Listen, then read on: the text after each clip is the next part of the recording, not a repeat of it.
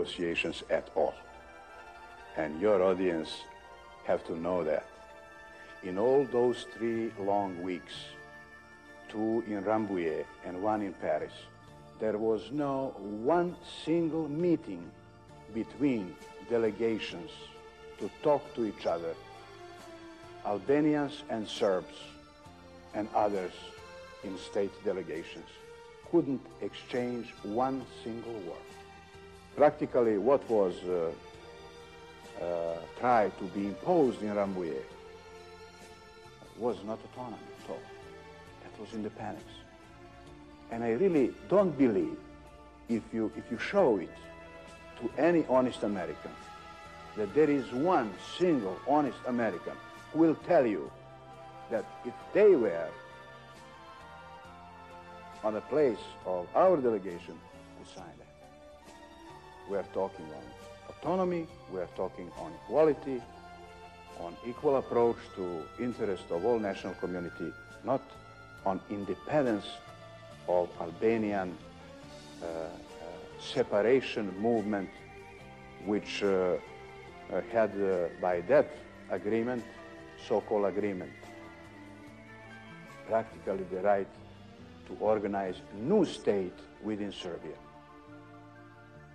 I think that's true. I think the American people would listen. Oh no, I was not politician. I professionally, I was professionally working in industry for a long time, and then I was banker.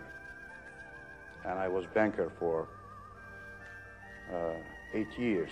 I was president of largest Yugoslav bank, the Beogradska bank.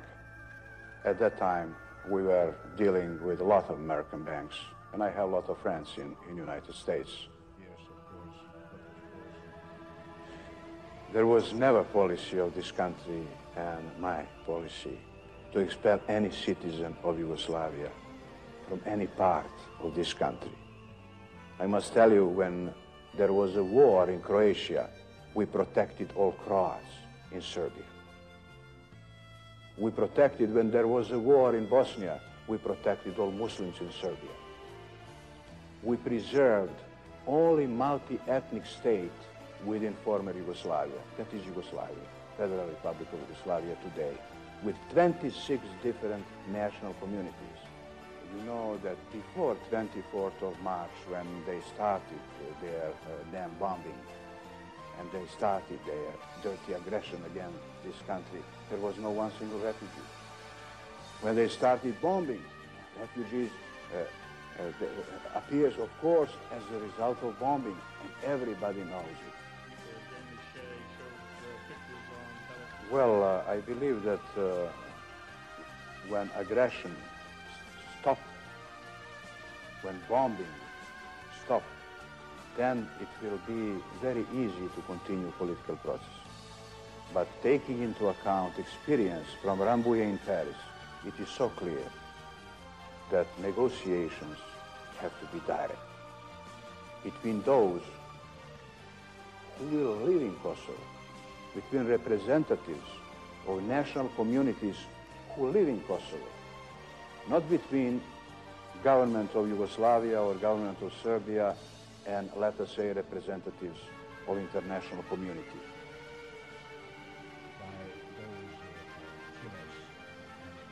In Rambouillet, as I said to you, we are not talking to Albanians. We are talking to Americans who would like to take our territory for themselves and for NATO. And Albanians were just excuse for that.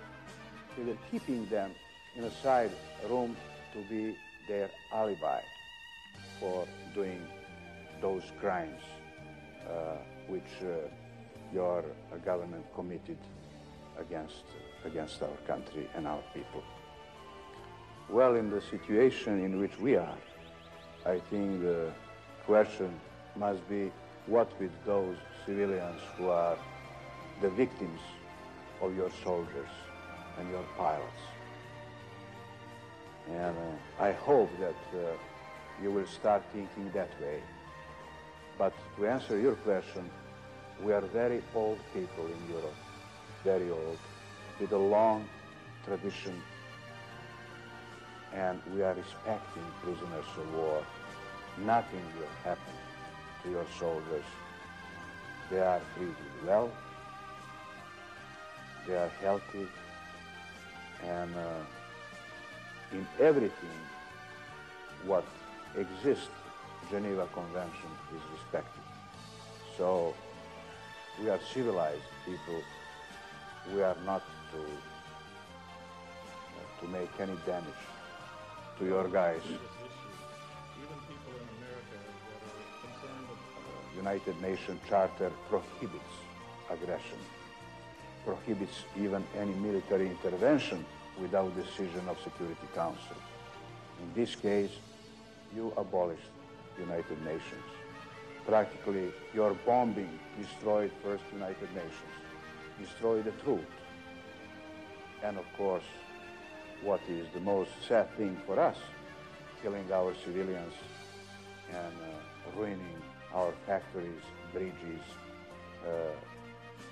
housing area, residential area, and all those things. There are a lot of refugees, but they are a result of bombing. And they are not only Albanians. Everybody is running away because of bombing. Serbs, Turks, Gypsy, Muslims, ears are running, birds are running, everybody is running away because of bombing. When our soldiers are dying, they know why they are dying. They are dying for their homeland, for their fatherland. And for what will die your soldiers? 5,000 miles from home, killing children until they sleep, killing women and girls and peaceful citizens, and ruining what we were building through the decades after Second World War.